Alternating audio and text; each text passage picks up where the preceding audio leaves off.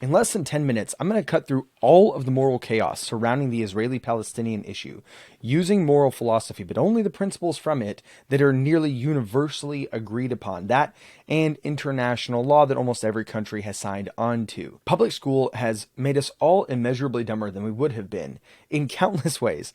But probably the most egregious of its blunders was getting rid of the softer and more elevated sciences like moral philosophy.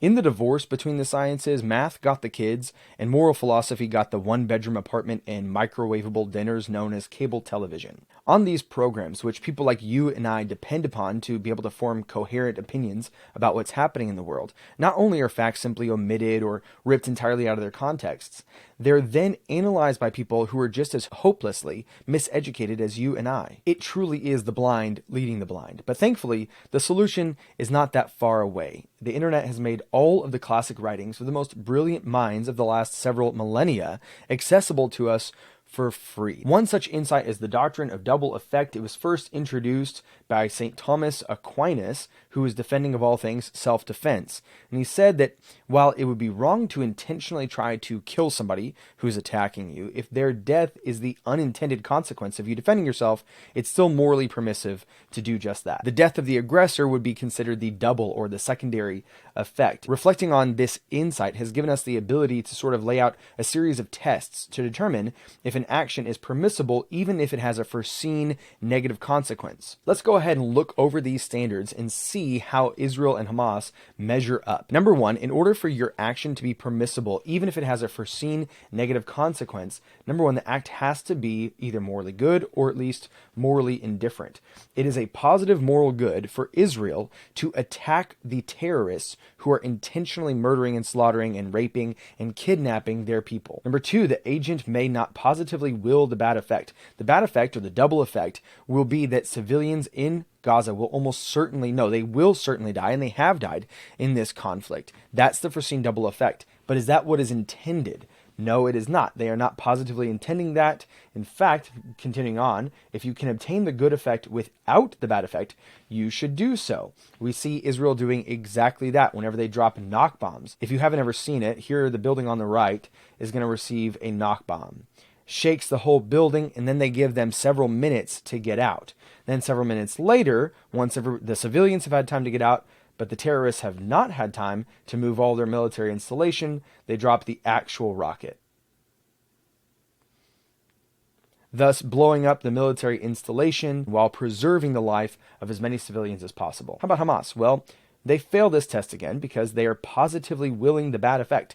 They're not accidentally killing Israeli civilians, they are intentionally targeting them, and not just for random indiscriminate bombings. They frequently use rape, torture, and kidnap as a means by which to terrorize the Israeli civilians. They are intending the evil. Far from attaining their good end without the bad effect, they are exclusively aiming at the bad effect. Number three, the good effect must flow from the action at least as immediately as the bad effect. What that means is that you can't intentionally do something evil to produce something good. The evil action must be simply a consequence of you pursuing good. And of course, again, when we see civilians die in Gaza, that's exactly what's happening. The Israelis are over and over and over again attacking military installations, unintending, not desiring the death of the civilian, and that's simply a negative side effect. And the opposite is true of Hamas. And number four, the good effect must be sufficiently desirable to compensate for allowing the bad effect. Protecting your own civilians is absolutely proportionate to the amount of force that they use. Now you may say, well, they're actually freedom fighters. That's obviously untrue. None of their actions are aimed at liberation. They're not attacking the military. They're not attacking the Israeli government. They're only attacking civilians. Their aims are exclusively terroristic. They are exclusively evil. Now that makes it perfectly clear. One side is evil, one side is not. But it actually gets even worse because what you realize is that the civilian deaths that are on the hands of Israel because of the double effect, they're not actually on Israel.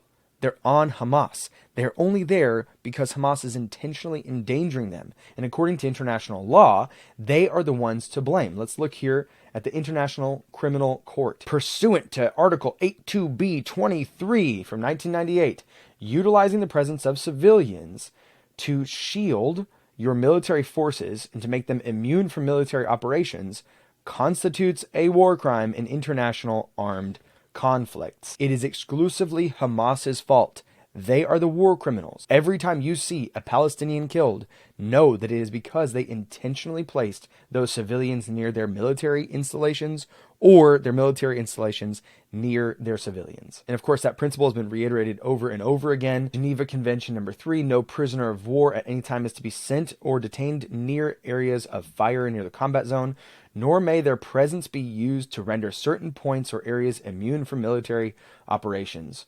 According to Geneva 4, the presence of protected persons, that's POWs and civilians, may not be used to render certain points immune to military operations. Again, from Additional Protocol number 1 from 1977, under no circumstance shall medical units be used in an attempt to shield military objectives from attack. Whenever possible, the parties to the conflict shall ensure the medical units are so sited that attacks against military objectives do not imperil their safety. Remember about a week ago when everybody was debating whether or not Israel or Palestine were the ones who bombed that hospital?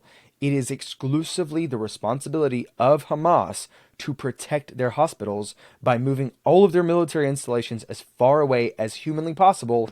They do the exact opposite. They intentionally place them in and around vulnerable civilian populations, not because they're trying to hide or protect their military installations, but because they know that whenever their civilians die, it is bad for Israel on the international stage. Whether you look at it morally or legally, there's obviously an evil side and there is obviously a righteous side. That to say, we're grown-ups. We know that that doesn't mean everything Israel does is good. When they destroyed that pizza parlor the other day, just because it was owned by one of the more wicked, evil Nazis you can possibly imagine, I'm certain that that action did not fall within the confines of the law of double effect. And so that means that we should, as much as humanly possible, avoid war. And therefore, we should reserve a special level of disdain and condemnation for those who incur war with wanton abandon.